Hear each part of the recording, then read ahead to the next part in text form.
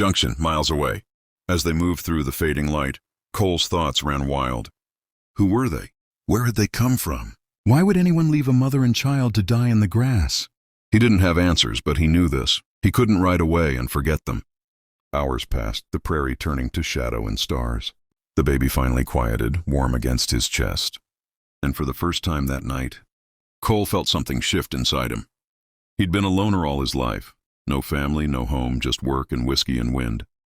But this tiny heartbeat against him felt like a purpose he hadn't known he was missing.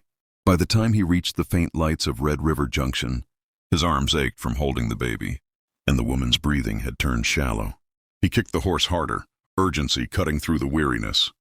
The town doctor, an old man named Harlan Finch, opened his door in surprise. Cole Rayner? What in the blazes? Cole didn't waste a word. They need help now. Harlan and his wife rushed to take the woman inside, while Cole followed, the baby still in his arms. The doctor worked fast, blankets, water, medicine, and soon the woman was lying safely in bed, color returning to her face. Hours later, Harlan came out of the room and looked at Cole. She'll live. Weak, but she'll make it. You did right bringing her in. Cole nodded, glancing down at the sleeping baby in his arms. What about him? Harlan smiled softly. Strong little fella. Hungry, though. My wife's got some milk. We'll take care of him tonight. Cole handed the baby over reluctantly. As the old woman fed the child, Cole sat down, his eyes heavy, the weight of the night settling in. Do we know her name? He asked. Not yet, the doctor said. Maybe by morning. Cole stared at the flickering lamplight, thinking about the cry in the grass, the helplessness in that woman's eyes. He didn't know what tomorrow would bring, but something told him this was just the beginning. He'd saved them, but maybe in a way he didn't understand yet. They were going to save him too. When the first light of morning crept across Red River Junction, the town was still half asleep. Only the blacksmith's forge gave off a thin curl of smoke, and the lone rooster in the corral shouted at the new day. Inside Dr. Finch's little house, the air smelled of coffee, antiseptic, and dust warmed by the sun. Cole Rayner sat in the wooden chair by the bed, hat resting on his knee. He'd spent the night there, boots still on, watching over the woman he'd pulled from the grass. Every so often, he'd glance toward the crib basket by the hearth where the baby now slept, full, pink and quiet. The difference a single night could make felt almost like a miracle. When the woman stirred, Cole leaned forward. Her eyelids fluttered, and for the first time he saw her eyes, gray-green, stormy and bright all at once. Confusion crossed her face before memory slammed back in two. The sun was falling low over the prairie, spilling gold across miles of waving grass. The wind whispered through it like a memory, soft, endless, lonely. Out there, where the land met the sky, a cowboy named Cole Rayner rode slow, his horse's hooves beating steady against the earth. He wasn't chasing anything, not tonight. He was just heading home from another long day driving cattle. Dust clinging to his coat, the smell of leather and wind around him. But sometimes life changes in a single sound.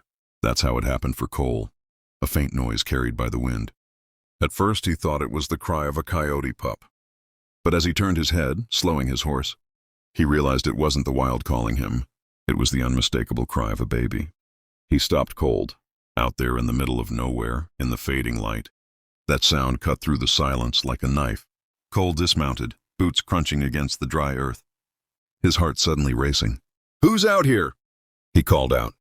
No answer, and only that soft, desperate cry. He followed it, pushing through the tall grass until he saw something that made his breath catch in his chest. A young woman lay sprawled on her side, her dress torn, dust in her hair. And beside her, wrapped in a rough blanket, was a tiny infant, its face red from crying. The mother's lips moved faintly. She was alive, but barely. Cole dropped to his knees. Ma'am, can you hear me? The woman blinked, whispering something too faint to catch. He leaned close. Her voice cracked like dry twigs. Please, my baby. Cole's throat tightened. He took off his long brown coat and laid it across her body, tucking it under her chin before reaching for the child. The baby's cries grew louder as he lifted it gently into his arms. The tiny body was cold, too cold. He looked back at the woman. What happened here? She tried to speak, but her words broke apart. The stagecoach. Bandits! Cole's jaw clenched. He looked around. There were broken wheel tracks, a torn piece of canvas, and the smell of smoke fading into the evening air. He understood. They'd been attacked, left for dead. He took a deep breath, glancing from the unconscious woman to the crying baby. "All right," he muttered to himself, voice low but steady. "You're safe now. I've got you." He tore his saddle blanket from his horse and laid it down, setting the woman gently upon it. The baby, he cradled close to his chest, trying to hush its cries. He didn't know much about babies, but he knew one thing. Hunger sounded like that.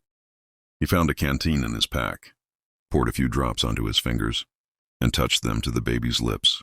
The tiny mouth tried to suckle, desperate for something more. Cole's heart broke a little right then. "Don't you worry, little one," he whispered. "We'll find you some milk, I promise."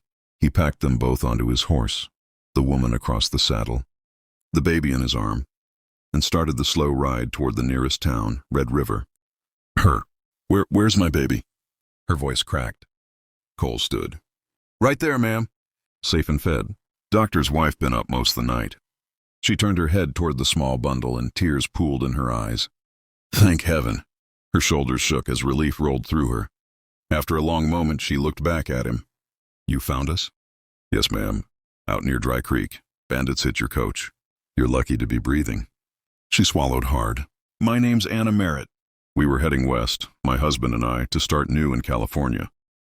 They shot him before I could even scream." Cole's chest tightened. He'd seen death plenty, but hearing it spill from a voice that soft heard in a different way. "I'm sorry," he said quietly. "Ain't no justice for folks who do things like that. But you and the little one, you're safe now." She looked at him for a long time. "What's your name, cowboy?" "Cole Rayner." "Well, Mr. Rayner," she whispered, "you saved our lives." "I won't forget that." He shrugged, uneasy with praise. "Just did what was right." The doctor entered then, wiping his hands. "Good to see you awake, Mrs. Merritt. You'll need rest. But you're past the danger. I'd say that's a fine bit of luck, thanks to this man." Cole tipped his hat slightly. "Luck's all I've ever had, Doc. Sometimes bad, sometimes good." Harlan chuckled. "Breakfast's on." "You look like you could eat a whole steer. Come on." Cole hesitated, glancing at Anna once more before stepping out. Outside, the sun was fully up, painting the dusty street gold. People were beginning to stir, shop doors opening, wagons rolling. Life moving on like it always did. But for Cole, something had changed. He could feel it deep down. That woman and her child were part of his road now, whether he'd planned for it or not. Later that morning, when Anna could sit up, she asked for her baby. She held the tiny boy against her chest, humming a broken lullaby. Cole stood in the doorway, hat in hand, watching quietly. He didn't know why he couldn't make himself leave. Anna looked up.